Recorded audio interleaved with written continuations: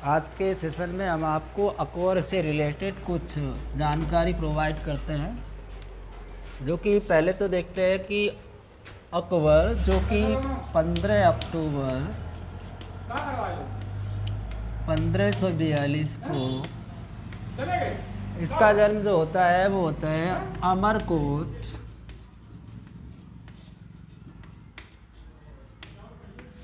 जो कि अभी पाकिस्तान में पड़ता है।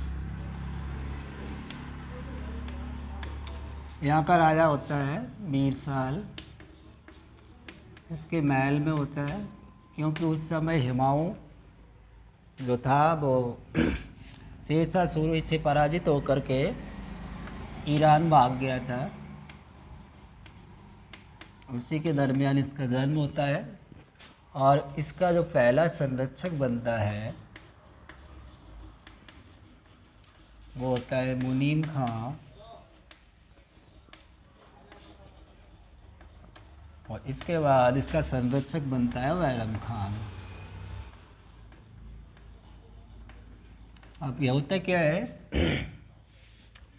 1556 में ये गद्दी पे बैठता है, क्योंकि इस समय हुमायूं होता है वो हुमायूं की मौत हो जाती है। हुमायूं की मौत के बाद ये दिल्ली की गद्दी पर बैठते हैं। और जिस समय हुमायूं जो है वो दिल्ली का सुल्तान होता है, उस समय ये सरहिंद का युद्ध जीतता है, जिससे इसे गाजी की उपाधि से नवाजा जाता है। उसके बाद होते क्या है, हेमू और बैरम खां के बीच पानीपत का युद्ध होता है।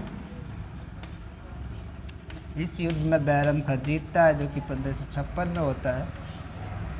और हेमू हार जाता है, जो कि लोधी वंश का अंतिम शासक होता है। इसके बाद ये 1591 में खान देश जीतता है और दक्षिण में प्रवेश करता है।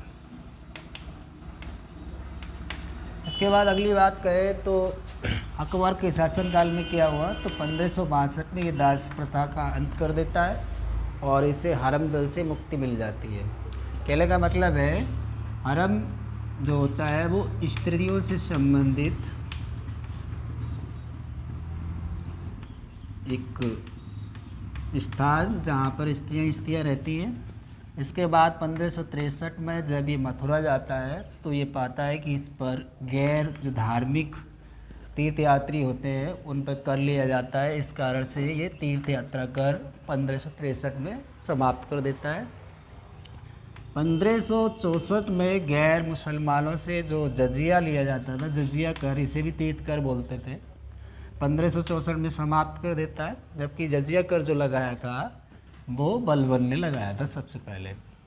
इसके बाद इसके कोई बालक नहीं होता है, तो 1571 में ये अपनी राजधानी आगरा से फतेहपुर सीकरी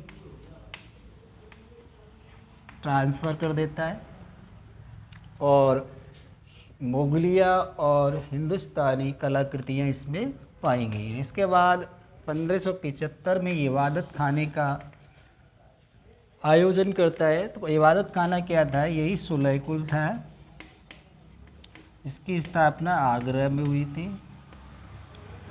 कोई भी व्यक्ति अपने धर्म विशेष पर इसमें चर्चा कर सकता था।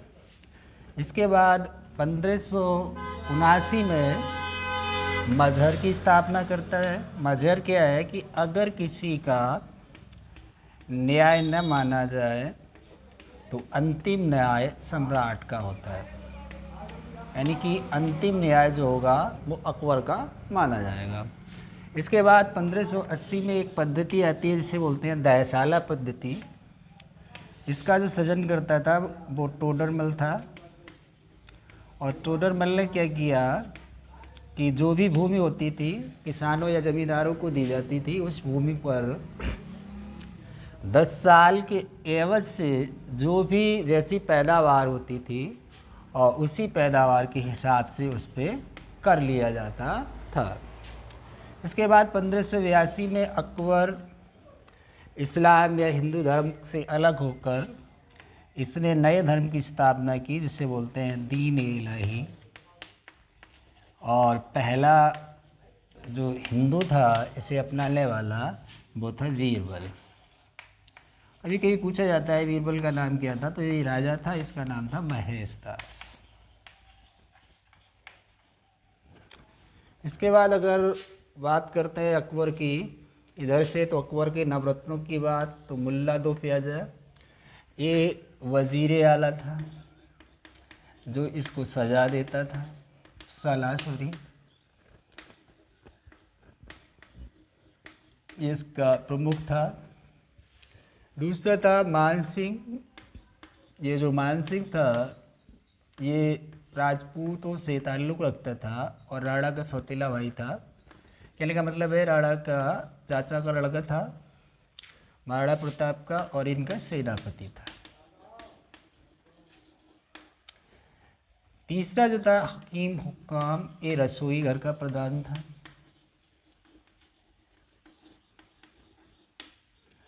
चौथा टोडरमल, ये राजस्व विभाग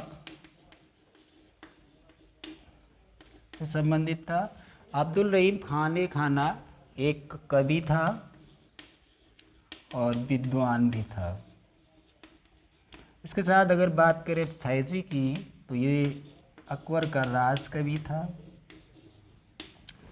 अबुल फजल जो था, तो अबुल फजल इसका प्रधानमंत्री था।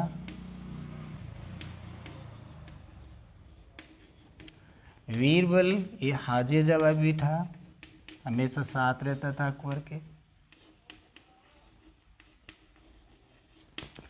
तानसेन था, एक गायन में निपुण था।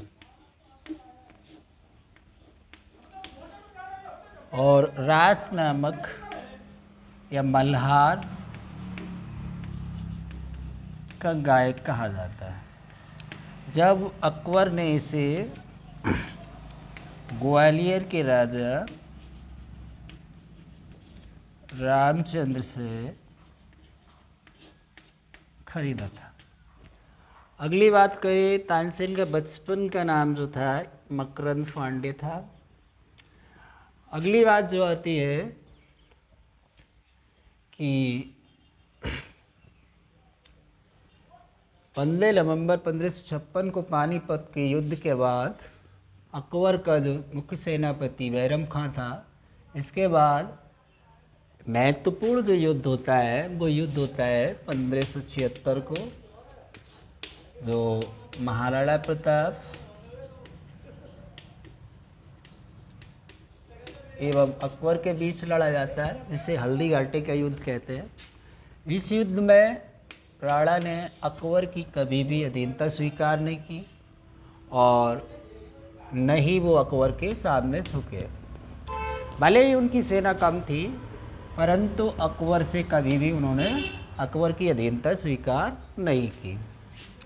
अगली बात कहें तो जो अनपढ़ बादशाह की श्रेणी में आता है, तो अनपढ़ बादशाह दिल्ली का सुल्तान था वो अकबर था। और अकबर को ही शेर कश्मीर भी बोलते हैं।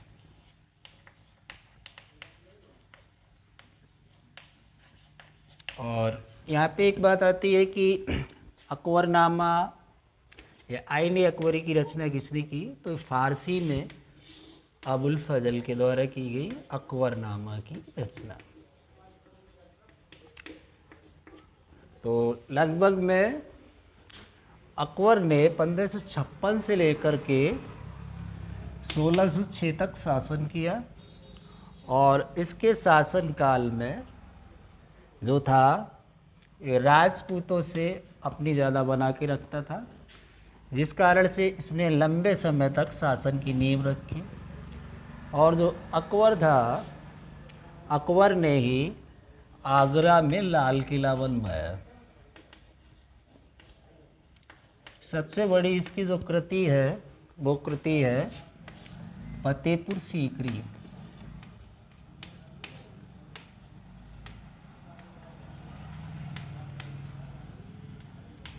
जो कि नायाब तरीके से इसने बनवाया है। तो ये था अकबर के बारे में जानकारी। तब तक के लिए धन्यवाद।